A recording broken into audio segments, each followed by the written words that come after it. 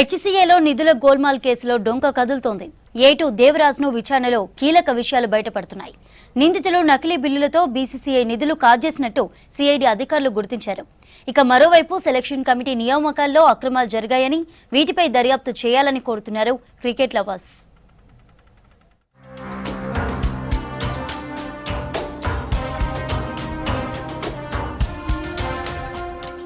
Hyderabad cricket association నిధుల గోల్మాల్ కేసులో CID దర్యాప్తు ముమ్మరంగా జరుగుతోంది. నకిలీ బిల్లులతో బీసీసీఐ గ్రాంటు, హెచ్సీఏ నిధులను నిందితులు కొల్లగొట్టినట్లు దర్యాప్తులో తేలింది. హెచ్సీఏ సెక్రటరీ దేవరాజ్ నుంచి సిఐడి అధికారులు కీలక సమాచారం రాబట్టారు.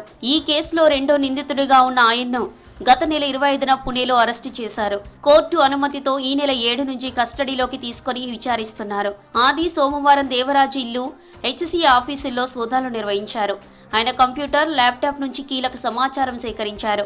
ముఖ్యంగా హెచ్సీఏ అధికారిక మెయిల్ నుంచి ఐపీఎల్ నిర్వహణ కోసం టెండర్లు, కాంట్రాక్టులు సహా ఫ్రాంచైజర్స్తో అగ్రిమెంట్ల వివరాలు సేకరించారు. అధ్యక్షుడు జగన్మోహన్ రావుతో కలిసి బీసీసీఐ గ్రాంట్లను దారి మళ్లించడంలో దేవరాజు కీలకంగా వ్యవహరించినట్లు అధికారులు గుర్తించారు.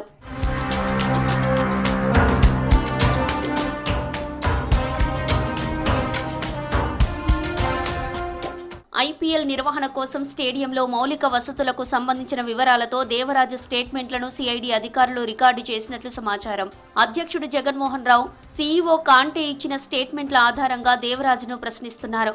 సెక్రటరీగా తనకున్న అధికారాన్ని అడ్డుపెట్టుకుని నిధుల దుర్వినియోగం చేసినట్లు ఆయన చెప్పినట్టు సమాచారం. టెండర్లు, బిల్స్, ఇతర అవసరాల కోసం చేసిన నకిలీ బిల్లులను తయారు చేసినట్లు సిఐడి అధికారులు గుర్తించారు. బీసీసీఐ నుంచి వచ్చిన గ్రాంట్లను నకిలీ బిల్లులతోనే కొల్లగొట్టినట్లు తెలిసింది.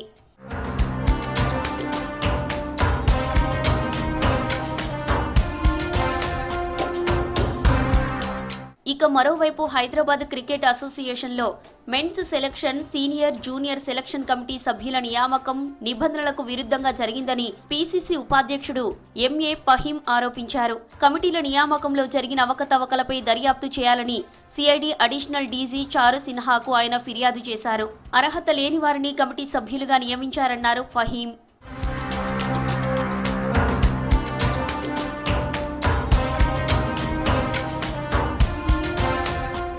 హెచ్సీఏ అవినీతిపై కఠిన చర్యలు తీసుకోవాలని కోరుతున్నారు క్రికెట్ లవర్స్. ప్రతిభ ఉన్న క్రీడాకారులను గుర్తించి ప్రోత్సహించాలన్నారు.